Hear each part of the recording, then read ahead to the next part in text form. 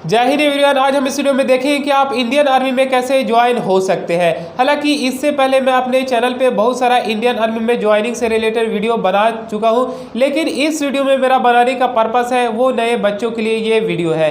काफ़ी सारे जो बच्चे होते हैं वो इंडियन आर्मी में जाना चाहते हैं, लेकिन उनको ये नहीं पता होता है क्वालिफिकेशन क्या होता है, कैसे हम इंडियन आर्मी में जा सकते हैं, कैसे सिलेक्शन प्रोसेस होता है, हाइट वेट चेस्ट कितना होता है, एलिजिबिलिटी क्राइटेरिया क्या क्या होता है, क्या सिलेक्शन प्रोसेस होता है, ये सब कुछ उनको नहीं पता होता है सही टाइम पे। जो सही टाइम पे अगर उनका ये सब कुछ इन्फॉर्मेशन दे दिया जाए तो वो सही से मेहनत करके वो 1 से 2 या 3 बार में सिलेक्ट हो जाएंगे इंडियन आर्मी में आसानी से। तो चलिए समझते हैं, आपका एज ना समाप्त हो, अगर आप 10वीं में है या 9वीं में है या 11वीं में है या 12वीं में है और आपका ड्रीम है इंडियन आर्मी में जाने का, तो ये वीडियो आपके लिए मस्ट है। लास्ट तक देखते रहिएगा, वीडियो थोड़ा लॉन्ग भी हो सकता है। सबसे पहले इंडियन आर्मी में जाने के लिए ऑफिसर रैंक के भी पोस्ट पे आप जा सकते हैं और एक 10वीं और 12वीं के लेवल पे आपको रैली भर्ती से इंडियन आर्मी में सिलेक्शन लिया जाता है। तो इस वीडियो में आपको जितना भी इन्फॉर्मेशन बताऊंगा वो रैली भर्ती को लेकर इन्फॉर्मेशन बताऊंगा। और अगर आप ऑफिसर के रैंक पे जाना चाहते हैं तो मेरे वीडियो के डिस्क्रिप्शन में एक वीडियो का लिंक दिया गया है, ऑफिसर रैंक की पोस्ट पर आप कैसे जा सकते हैं इंडियन आर्मी में, उसमें पूरा एक्सप्लेन करके बताया गया है। तो देखिए, सबसे पहले आपको इंडियन आर्मी में जाने के लिए आप चाहे जिस जगह से भी बिलोंग करते हैं, आप चाहे जिस जगह से हैं, तो आप ये वीडियो को देखें, चाहे पंजाब, छत्तीसगढ़, हरियाणा, चाहे जिस जगह से आप स्टेट से बिलोंग करते हैं, ये वीडियो आपके लिए, सभी लोग के लिए ये इन्फॉर्मेशन है।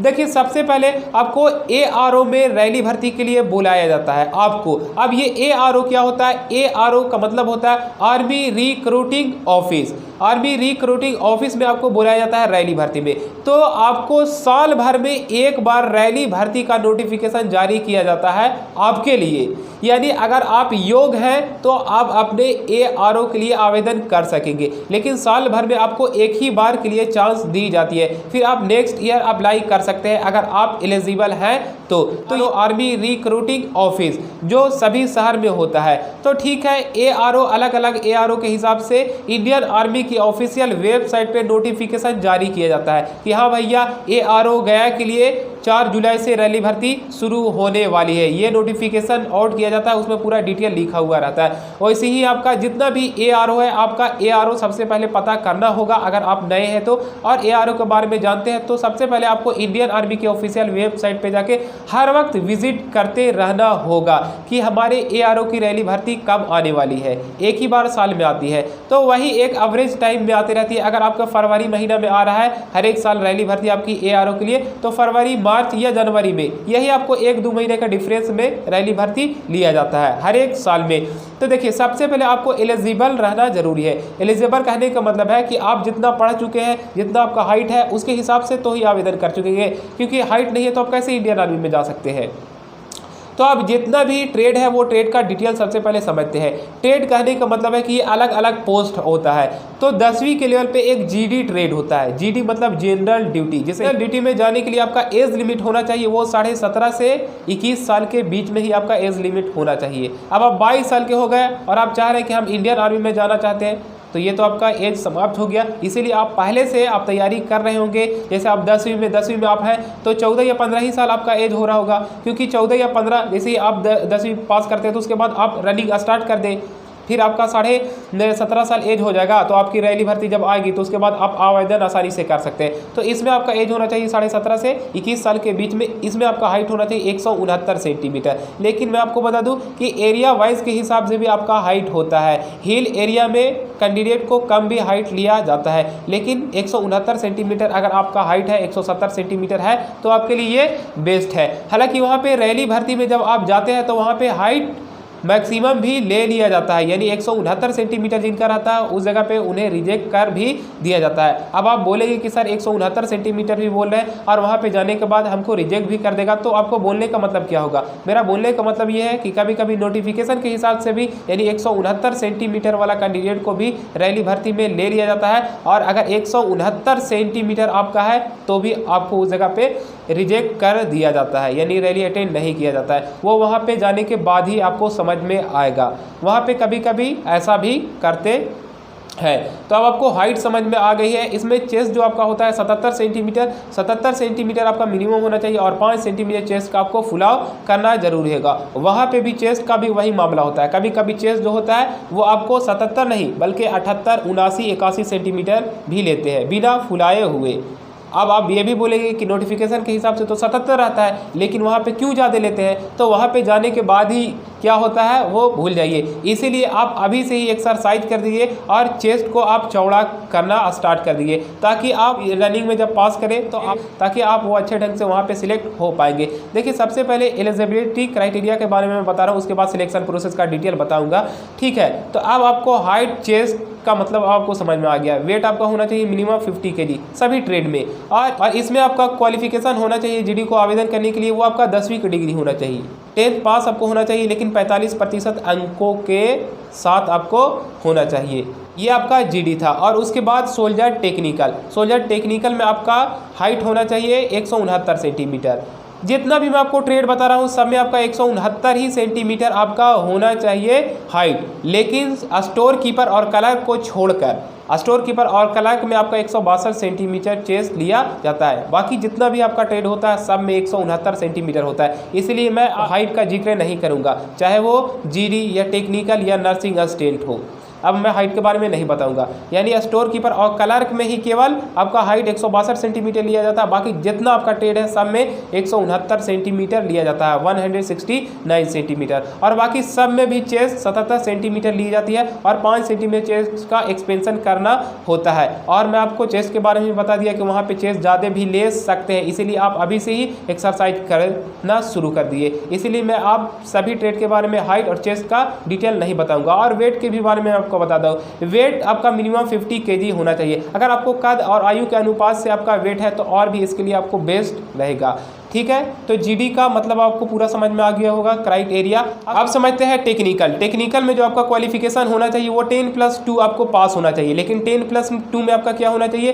Physics, chemistry, mathematics and English subject होना चाहिए 10+2 में, यानी आईएससी इंटरमीडिएट ऑफ साइंस आपका होना चाहिए with 50% marks and each every subject 40% marks. यानी आपका 10+2 होना चाहिए physics, chemistry, mathematics and English subject के साथ, वो भी 50% अंकों के साथ, और सभी विषय में आपका होना चाहिए 40% अंक। तब आप सोल्जर टेक्निकल के लिए आसानी से आवेदन कर सकते हैं। वही आपका सोल्जर एविएशन की भी वैकेंसी निकलती है, रैली भर्ती का नोटिफिकेशन आउट किया जाता है। जो टेक्निकल में क्वालिफिकेशन और एलिजिबिलिटी क्राइटेरिया बताया वही आपका इसमें भी होता है, एविएशन में भी। बाकी हाइट, वेट, चेस्ट सबका मतलब अब आपको पहले ही बता दिया। अब देखिए, एक होता है स्टोर कीपर और क्लर्क। स्टोर कीपर और क्लर्क जिसमें इसमें आपका हाइट 162 सेंटीमीटर लिया जाता है। इसमें आपका क्वालिफिकेशन होना चाहिए वो 12वीं में आपका 60% मार्क्स होना जरूरी है। बस आपका 12वीं होना चाहिए, चाहे साइंस बैकग्राउंड हो या आर्ट्स या कॉमर्स, लेकिन उसमें आपका 60% मार्क्स होना जरूरी है। तब आप स्टोर कीपर या क्लर्क में आसानी से आवेदन कर सकेंगे। बाकी हाइट, वेट, चेस्ट के बारे में मैं पूरा डिटेल में आपको बता दिया। नर्सिंग असिस्टेंट में क्वालिफिकेशन आपका होना चाहिए फिजिक्स, केमिस्ट्री, बायोलॉजी, मैथ नहीं, फिजिक्स, केमिस्ट्री, बायोलॉजी और इंग्लिश सब्जेक्ट होना चाहिए 50% अंकों के साथ, और सभी विषय में आपका 40% अंक होना चाहिए 12वीं में। अब देखते हैं ट्रेड्समैन में आपका जो होना चाहिए वो आपको 10वीं की डिग्री होना चाहिए। बस 10वीं में आपका सिंपल होना चाहिए, परसेंटेज नहीं, लेकिन 33% अंक होना चाहिए सभी विषय में। 10वीं के लेवल पे भी ट्रेड्समैन की भर्ती होती है और 8वीं के लेवल पे भी ट्रेड्समैन की भर्ती होती है। 10वीं के लेवल पे उसके हिसाब से ट्रेड में आपकी सिलेक्शन लिया जाता है, और 8वीं के लेवल पे उसके हिसाब से आपको ट्रेड में लिया जाता है, यानी उसी में आपको अच्छा पद दिया जाता है ट्रेड्समैन में। तो tradesman, nursing assistant, clerk, store keeper सबका डिटेल अब आपको समझ में आ गया होगा। अब आपको क्या करना है? अब आपको सबसे पहले आपको एआरओ के लिए रैली भर्ती का नोटिफिकेशन आउट किया जाता है। तो जैसे ही आपका एआरओ के लिए रैली भर्ती का नोटिफिकेशन आउट किया जाएगा तो आप एलिजिबल है। मैं एलिजिबल के बारे में पूरा बता दिया। तो सबसे पहले आपको इंडियन आर्मी का ऑफिशियल वेबसाइट पे जाना पड़ेगा, joinindianarmy.nic की ऑफिशियल वेबसाइट। वहाँ पे जाने के बाद जैसे ही आपकी एआरओ के लिए वैकेंसी का नोटिफिकेशन आउट किया जाएगा, उसके बाद आपको अप्लाई ऑनलाइन करना पड़ेगा। अप्लाई ऑनलाइन करने से पहले आपको इंडियन आर्मी के एक बार रजिस्ट्रेशन करना जरूरी होगा, यानी सबसे पहले आपको रजिस्ट्रेशन करना पड़ेगा। बाकी जितनी साल आपकी रैली भर्ती का नोटिफिकेशन जारी किया जाता है वो आपको अप्लाई फॉर्म करना पड़ेगा, ऑनलाइन फॉर्म अप्लाई करना पड़ेगा। लेकिन एक बार आपको रजिस्ट्रेशन करना जरूरी है, वो हर एक साल फॉर्म अप्लाई करने के लिए। रजिस्ट्रेशन में याद रहे कि आपको सब कुछ सही फिलअप करना है। कभी कभी ऐसा होता है कि बच्चे गलती कर देते हैं रजिस्ट्रेशन में, जो आगे बहुत ही पछतावा होता है। इसलिए आप जब भी रजिस्ट्रेशन करें किसी चीज़ का भी तो आप सही से करें और सोच समझ के करें, क्योंकि रजिस्ट्रेशन एक ही बार होता है, दोबारा रजिस्ट्रेशन में बहुत ही परेशानी है। इसीलिए रजिस्ट्रेशन आप सही ढंग से और अच्छे से करें। रजिस्ट्रेशन करने के बाद जब आपकी रैली भर्ती का नोटिफिकेशन आउट किया जाता है, फॉर्म अप्लाई करना पड़ेगा। जैसे ही आप अप्लाई करते हैं तो उसके बाद आपका एडमिट कार्ड आएगा। एडमिट कार्ड जो आपका आएगा, रजिस्टर्ड ईमेल आईडी पे आपका एडमिट कार्ड आता है। रजिस्टर्ड ईमेल आईडी कहने का मतलब है कि जब आप इंडियन आर्मी के फॉर्म अप्लाई कर रहे होंगे उस समय आप एक ईमेल आईडी दिए होंगे, वही ईमेल आईडी पे आपका एडमिट कार्ड आएगा। उस एडमिट कार्ड में आपका पूरा डिटेल लिखा हुआ रहेगा कि आपकी रैली कब होने वाली है, कौन सी टाइम में होने वाली है, कौन सी लोकेशन में होने वाली है, पूरा मतलब डिटेल के साथ लिखा हुआ रहेगा, सिटी का नाम लिखा हुआ रहेगा। एडमिट कार्ड आपको प्रिंट करना पड़ेगा। प्रिंट करने के बाद आपको उसी डेट टाइम लोकेशन पे पहुंचना पड़ेगा। जैसे ही आप रैली भर्ती में पहुंचते हैं तो रैली भर्ती में वहां पे पहुंचने से पहले आपको सबसे पहले डॉक्यूमेंट्स लेकर जाना पड़ेगा। जितना भी डॉक्यूमेंट्स है वो सभी डॉक्यूमेंट्स वहां पे लेकर जाना पड़ेगा। जो एक स्पेशल हम वीडियो बनाए हैं कि इंडियन आर्मी के रैली भर्ती में क्या क्या डॉक्यूमेंट्स लेकर जाना जरूरी होता है, वो वीडियो आप देख कर जाए। वहाँ पे सबसे पहले एक दिन पहले या शाम में आपको पहले पहुंचना जरूरी होता है, क्योंकि आपका एडमिट कार्ड पे जो आपका रैली लोकेशन के लिए जो टाइम लिखा हुआ है वो 2 बजे रात में पहुंचना होता है, यानी 2 AM लिखा हुआ रहता है, वही टाइम आपको पहुंचना पड़ेगा। उसके बाद आपको 2 बजे से लेकर 6 या 5 बजे तक वहां पे एंट्री लिया जाता है, यानी 2 बजे से आपको एंट्री स्टार्ट हो जाती है रैली भर्ती के लिए। लेकिन मैं आपको बता दूं, ये मत आप समझिएगा कि यूट्यूब वीडियो में जो बताए थे वो हमको बताए थे कि 6 बजे तक 5 बजे तक वहाँ पे लास्ट एंट्री ली जाती है। कभी कभी ऐसा होता है 4 बजे तक लास्ट एंट्री लेते हैं, वहाँ पे जाने के बाद ही आपको समझ में आता है। कभी कभी उससे ज़्यादा भी टाइमिंग दे दिया जाता है एंट्री लेने के लिए। तो मैं आपको बता दूं कि जो आपका टाइमिंग रहता है उसके हिसाब से आपको रैली वाले लोकेशन पे आपको पहुंचना जरूरी होगा। ठीक है, जब आप रैली वाले लोकेशन पे जाते हैं तो रैली वाले लोकेशन पे जाने के बाद उसके बाद आपको एंट्री मिलता है। एंट्री मिलने के बाद आपको 2 या 3 प्रोसेस के बाद आपको ग्राउंड में लेकर जाया जाता है। अब ये 2 या 3 प्रोसेस में आपको 3 घंटा भी लग सकता है, 4 घंटा भी लग सकता है। वहाँ पे बहुत सारे बच्चे बदमाशी करते हैं तो वो पिटाते भी है। इसीलिए आप ओवर स्मार्ट ना बनना है, उस जगह पे आपको अच्छे ढंग से रहना है, चिल्लाना नहीं है, क्योंकि आप चिल्लाएंगे ओवर स्मार्ट बनेंगे, मोबाइल का यूज करेंगे तो आपको वहाँ पे धो देंगे तो आपका एनर्जी लॉस हो जाएगा। वहाँ पे आप रनिंग में पास नहीं कर पाएंगे। इसलिए एनर्जी के साथ जाना है। अच्छे एनर्जी के साथ कहने का मतलब ये नहीं कि आपको चिल्लाते हुए जाना, चिल्लाएंगे तो आपका एनर्जी तो खत्म ही हो जाएगा। आपको अच्छे ढंग से जाना है। उसके बाद जैसे आप एंट्री लेते हैं तो एंट्री लेने के बाद आपको एक सबसे पहले एडमिट कार्ड और ये आपका मार्कशीट चेक किया जाता है, जो ओरिजिनल होना चाहिए। जब आपका ये चेक हो जाएगा तो चेक होने के बाद आपका हाइट चेक किया जाता है। जो हाइट आपको चेक करवाना है, ऐसे खड़ा होकर नहीं, हाँ आपको हाइट चेक करवाना है। ऐसे आप खड़ा होइएगा तो हाइट कम आपका हो जाता है। जो बहुत सारे बच्चे होते हैं वो ऐसे हाइट चेक करवाते हैं तो ये ऐसे कम हो जाता है। आपको बिल्कुल ही सीधा होना चाहिए, ये आपका सीधा होना चाहिए, तभी तो आपका सेम रहेगा। फिर वहाँ पे हाइट चेक होता है। हाइट चेक करने के बाद आपको ग्राउंड में लेकर जाया जाता है। एक बार आपको बैठाया जाता है और उसके बाद आपको फिर रनिंग के लिए बुलाया जाता है। लेकिन मैं आपको बता दूं कि आपको खुश होने की ज़रूरत नहीं है कि हम अगर सबसे पहले बैठे हैं तो सबसे पहले हमको उस जगह पे लेकर जाया जाएगा, ऐसा नहीं है। आपको इतना जगह बैठा दिया जाता है आगे पीछे दायां बायां करके कि आप आगे भी है तो बीच में हो जाएंगे, पीछे भी हो जाए। कोई गारंटी नहीं है कि कौन आदमी कब कहाँ पे हो जाएगा। वो आपको जब लास्ट वाला जब रैली जगह पे आप जाएंगे, जो आपका ग्राउंड में जब जाएंगे उस जगह पे समझ में आता है कि कौन आदमी सबसे पहले गया। जो पहले था वो पीछे भी हो जा सकता है, वो बताया नहीं जा सकता। इसीलिए आप अभी से मेहनत सही से कर दे कि आप पीछे भी रहे तो हम आगे सबसे पहले निकल सके। और वहाँ पे मैं आपको बता दूं जो ग्रुप आपका बनता है वो 300 का भी ग्रुप बन सकता है, 400 का भी, 250 का भी, 200 का भी, 500 का भी ग्रुप बन सकता है। निर्भर करता है वहाँ पे जाने के बाद। ऐसा नहीं कि बार बार आपको 300 का ग्रुप बनता है, लेकिन एक एवरेज देखा जाए तो 3 से 400, 250 यही सब जगह ग्रुप बनता है, रनिंग करवाया जाता है। जो इस बार ARO वगैरह के लिए रैली भर्ती हुई थी वो 250 प्लस या 250 के आसपास में ग्रुप बन रही थी। यानी एक बार में बच्चे को जो रनिंग के लिए तैयार करवाया जा रहा था वो 250 बच्चे को दौड़ाया जा रहा था। उसमें से भी मैं आपको बता दूं कि ये कन्फर्म रूप से नहीं बोला जा सकता है कि उसमें 50 लेंगे या 30 लेंगे या 40 या 80 लेंगे।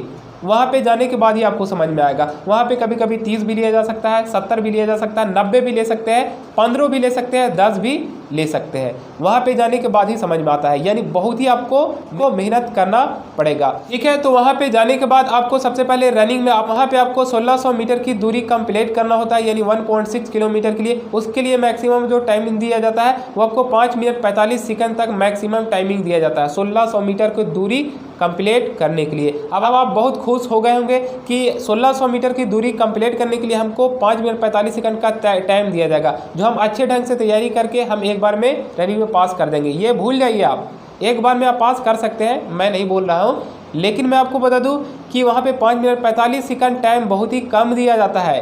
कभी कभी तो 5 मिनट से भी टाइमिंग कम दिया जाता है, कभी कभी 5-10 भी टाइमिंग दिया जाता है, यानी 5 मिनट 10 सेकंड, कभी कभी 5 मिनट 40 सेकंड का भी टाइम दिया जाता है। वहाँ पे जाने के बाद ही समझ में आता है, लेकिन एक एवरेज देखा जाए तो वो 5, 15, 5, 20 सभी जगह टाइमिंग दिया जाता है, यानी 5 मिनट 20 सेकंड टाइमिंग दिया जाता है। और उसमें से भी बच्चे को 30-40 इस स्टेप में लिया जाता है।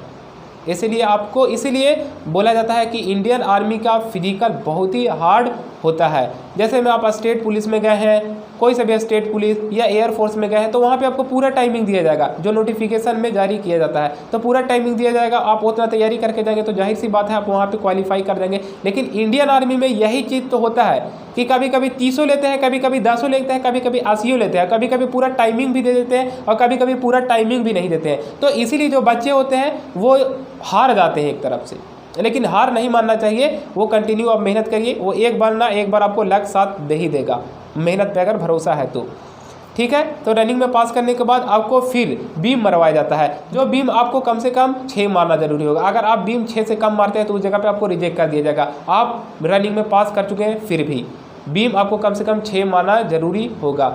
मैक्सिमम अगर आप 10 मारते हैं तो आपको पूरा मार्क्स दे दिया जाएगा। जो इंडियन आर्मी की फिजिकल होती है वो 100 मार्क्स की होती है। 100 मार्क्स में आपका जो रनिंग होता है वो 60 मार्क्स का होता है और बीम जो होता है वो 40 मार्क्स का होता है। अगर आप पूरा 10 बीम मार देते हैं तो आपको 40 मार्क्स फुल मार्क्स दे दिया जाएगा। रनिंग आप अच्छा से करते हैं, एक्सीलेंट मारते हैं, तो उसमें आपको 60 मार्क्स दे दिया जाएगा। यही आपको इंडियन आर्मी में मेन यही आपका सिलेक्शन प्रोसेस होता है। ये अगर कर लिए तो उसके बाद सब कुछ आसान होता है, सब आसानी से कर सकते हैं, सिलेक्शन भी हो जाएगा।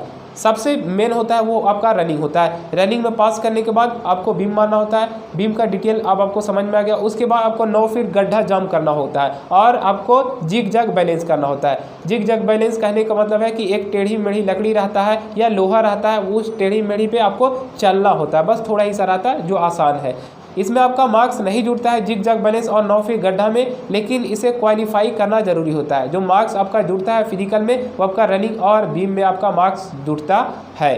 फिर उसके बाद ये फिजिकल में पास करते हैं तो उसी वक्त आपको तुरंत पूरा डॉक्यूमेंट्स चेकअप होता है। जो डॉक्यूमेंट्स अगर आप नहीं लेकर जाते हैं तो उस जगह पे तुरंत रिजेक्ट कर दिया जाएगा। टाइमिंग वूमिंग कुछ नहीं आपको उस जगह पे दी जाएगी कि आपको कल टाइमिंग दिया जाएगा या 4 घंटा या शाम तक, कुछ नहीं भैया। तुरंत वहाँ पे आपको डॉक्यूमेंट्स वेरिफिकेशन होगा। आप पूरा अगर डॉक्यूमेंट्स लेकर गए हैं तो फिजिकल फिर आप पास कर चुके हैं, डॉक्यूमेंट में भी पास कर चुके हैं, और उसके बाद आपको नेक्स्ट डे या अपने हिसाब से 2 या 3 दिन या 4 दिन बाद आपको मेडिकल के लिए वहाँ पे बुलाते हैं। लेकिन मैं आपको बता दूं कि डॉक्यूमेंट्स में भी कभी कभी ऐसा होता है ना कि डॉक्यूमेंट्स में कोई बच्चे होते हैं कि इस वर्ष आपका एफिडेविट नहीं चेक किया या नो रिस्क सर्टिफिकेट नहीं चेक किया, तो नेक्स्ट ईयर आपको चेक कर भी सकते हैं। इसीलिए जितना भी नोटिफिकेशन में रहता है वो सब आपको डॉक्यूमेंट्स लेकर जाना जरूरी होता है। मेरा कहने का मतलब है कि कभी कभी जो डॉक्यूमेंट्स होता है वो चेक कर भी लेते हैं और कभी कभी ना भी चेक करते हैं। तो अब आप खुश होंगे कि अरे मेरे पास तो एफिडेविट नहीं है, और पिछली बार हमारे जो भाई गए थे उसका एफिडेविट चेक भी नहीं हुआ था, लेकिन शायद इस बार आपको चेक कर भी सकते हैं। यही सब तो गड़बड़ होता है, यही सब होता है। इसीलिए जितना भी नोटिफिकेशन होता है, नोटिफिकेशन में जारी किया जाता है, वो आपको पूरा डॉक्यूमेंट्स लेकर जाना जरूरी होता है आप सभी लोग को, क्योंकि आप बहुत फिजिकल में मेहनत किए हैं। फिजिकल में आप बहुत मेहनत से पास किए यार, और एक आप डॉक्यूमेंट्स नहीं लेकर गए तो कितना आपको दुख वाली बात है, तुरंत आपको रिजेक्ट कर दिया जाएगा। इसीलिए जितना भी डॉक्यूमेंट्स है वो सब डॉक्यूमेंट्स लेकर जाए। ये नहीं कि कोई दिक्कत नहीं है, नहीं चेक करेगा, अरे भैया चेक तो करवे करेगा, चेक सब कुछ करेगा। फिर मेडिकल के लिए बोला जाएगा, मेडिकल में आप पास करते हैं। मेडिकल के लिए हालांकि एक स्पेशल वीडियो हम बनाएंगे पूरा डिटेल के साथ, और डॉक्यूमेंट्स आपको क्या क्या लेकर जाना है रैली भर्ती में, उस पर एक स्पेशल वीडियो मैं बना चुका हूँ, जो मेरे वीडियो के डिस्क्रिप्शन में उस वीडियो का लिंक दिया गया, आप उस वीडियो को देखकर जाएंगे रैली भर्ती में, ठीक है। उसके बाद आपको मेडिकल टेस्ट के लिए बोला जाता है। मेडिकल में जब आप फिट हो जाते हैं तो मेडिकल में फिट होने के बाद आपको 2 महीने या 1.5 महीने या 3 महीने की टाइमिंग दी जाती है रिटेन के लिए। उसके बाद आपको रिटेन के लिए बोला जाता है। अलग अलग ट्रेड वाइज के हिसाब से उसका एग्जाम पैटर्न सिलेबस होता है और इसमें नेगेटिव मार्किंग भी होती है, जो इस पर भी मैं एक वीडियो बना चुका हूँ सभी ट्रेड के लिए। GD, technical, store keeper, nursing assistant, उसका एग्जाम पैटर्न क्या होता है, कितने मार्क्स का होता है, टोटल क्वेश्चन कितना होता है, क्या सिलेबस होता है, मेरे वीडियो के डिस्क्रिप्शन में उस वीडियो का लिंक दिया गया है, उसको आप देखकर जाएं रैली भर्ती में। फिर उसके बाद रिटेन में आप क्वालिफाई कर जाते हैं तो उसके बाद आपका मेरिट में नाम आता है। मेरिट में नाम आने के बाद इस तरह से आपको इंडियन आर्मी में आसानी से सिलेक्शन हो जाती है। लेकिन मैं सबसे बड़ी बात मैं आपको बता दूं कि अगर आप ट्रेड्समैन और जीडी के लिए आवेदन किए हैं और आप पढ़ने में उतना तेज नहीं है, यानी बार बार आप रनिंग में पास कर जा रहे हैं और उसके बाद आप मेडिकल में भी पास कर जाते हैं, लेकिन रिटेन में आपको रिजेक्ट कर दिया जाता है, तो सबसे बेस्ट आपको बता रहा हूँ कि आपको ऐसा लग रहा है, भरोसा नहीं है कि मैं रिटेन नहीं क्वालिफाई कर पाऊंगा, तो जैसे ही आप 10वीं पास किए या 9वीं में है तो आप एनसीसी कर लें। एनसीसी का सी सर्टिफिकेट आपको प्राप्त कर लेना होगा, जो 3 साल का एनसीसी का होता है। जब एनसीसी का सी सर्टिफिकेट आप प्राप्त कर लेंगे ना, तो इंडियन आर्मी में केवल आपको फिजिकल पास करना होगा, फिजिकल और मेडिकल और डॉक्यूमेंट्स में, और उसके बाद आपको रिटेन देने की ज़रूरत नहीं है। एनसीसी का सी सर्टिफिकेट होना चाहिए, जो सीनियर डिवीजन का होता है। उस पर भी एक वीडियो मैं बना चुका हूं, जो link in the description, you can check it. अब आपको समझ में आ गया होगा, एक जीडी में और ट्रेड्समैन में रिटेन देने की ज़रूरत नहीं है अगर आपका एनसीसी का सी सर्टिफिकेट है तो। इस तरह से इंडियन आर्मी में सिलेक्शन होता है। आई होप कि इस वीडियो में आपको समझ में आ गया होगा पूरी डिटेल के साथ कि इंडियन आर्मी में आप कैसे ज्वाइन कर सकते हैं। फिर मिलेंगे हम नेक्स्ट क्लास में। आज के लिए इतना ही। जय हिंद, जय भारत।